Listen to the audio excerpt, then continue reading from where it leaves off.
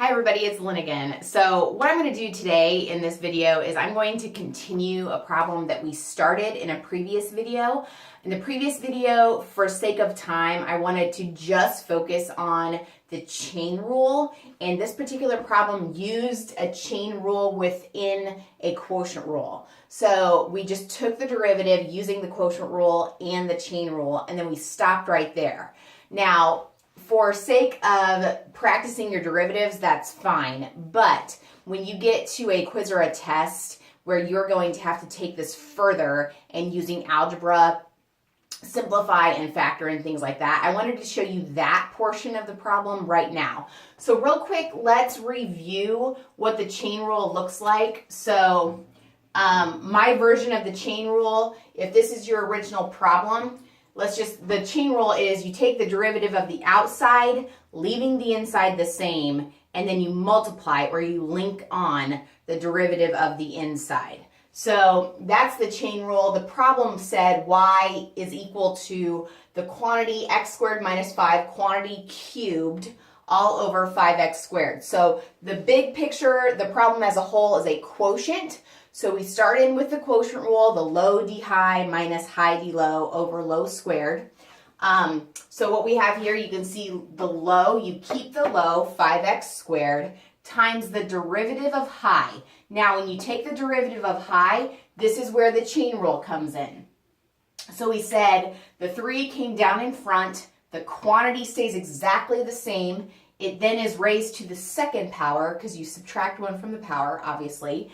And then you link on or multiply by the derivative of the inside. That would be your 2x. So that was low d high minus high means you keep the top exactly the same times the derivative of the bottom. So that would be your 10x. Now this whole thing is going to be over low squared. So the 5x squared squared. Make sure you use parentheses because you are going to have to square that big 5 out front as well. So that's a common mistake. Now, so this is a version of the derivative. This is y prime, but if you have to take it further, if you have to on a multiple choice exam, for example, you have to match your answer with one of the choices given. They're not going to give this as one of the choices probably. They're going to want you to do some algebra and simplify. So how do we do this? Well, up top, we have a lot of stuff going on. So we're going to have to combine, factor, things like that. So what I notice, what I'm going to look for is I'm going to look for my quantities. Notice that I have x squared minus 5. This is a quantity squared. And this is that quantity to the third power. So I'm going to be able to do something with that. Identify those quantities, but then also we have these loner guys, these loner factors, 5x squared times 3 times 2x. We can go ahead and multiply all those together right now if you want to.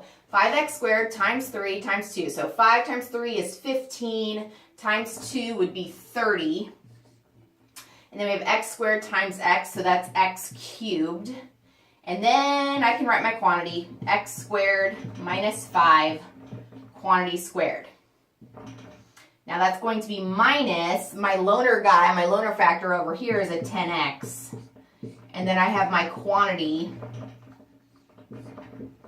cubed. This is all over 5x squared. Like, it's not a quantity squared, but I want the whole thing to be squared, meaning I'm going to have 25x to the fourth on bottom, okay? Now, looking up top, we have to recognize that we have two big fat terms. This is one big term in front of the minus sign, and this is another big term. So what do these two big fat terms have in common? What can you pull out as a greatest common factor from both? The loner things in the front, we have 30x cubed and 10x. What can we pull out from both of those? A 10x, correct?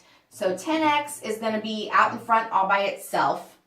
Now we look at the factor, we look at the quantities. We have x squared minus 5 quantity squared, x squared minus 5 quantity cubed. How many of those can we pull out from both? We will have an x squared minus 5 quantity squared. Now, what is left over after I pull out that big greatest common factor? I had a 30x cubed. I pulled out a 10x. So I'm going to have a 3x squared left over. I had x squared minus 5 quantity squared. I pulled all of those out in front, so those are gone. Then I have a minus. I had a 10x. I pulled out the 10x, so that's gone. That's basically just a 1 now. And then I have an x squared minus 5 quantity cubed. I pulled out 2 of those, x squared minus 5 quantity squared. So I'm going to be left with just 1 x squared minus 5 quantity to the first. And I use brackets to kind of differentiate that. And then still over 25x to the fourth. And then whatever is left in the brackets when you do this can always be combined. So I don't know if you can see that now on the video because I'm getting kind of low on the board. But at this point, the loner guys in front and on bottom can simplify. 10 over 25, that will be a 5 over, I'm sorry, that will be a 2, my bad. That'll be a 2 over a 5. And then the x to the first over x to the fourth, that just leaves an x cubed on the bottom, if that makes sense. I might go ahead and erase this original problem so I can move some of my work back up here so you can see it. Let's just get rid of that. Okay, so I have from the very front, I have just a plain old 2 left over. I have x squared minus 5 quantity squared. Inside the brackets, I'm going to combine like terms. I have 3x squared minus x squared. So that is going to be a 2x squared. And then I have a minus minus, because I have to distribute the negative. Minus minus makes plus 5 from within the brackets. That's how that simplifies down. And in the denominator, I now have a 5x cubed.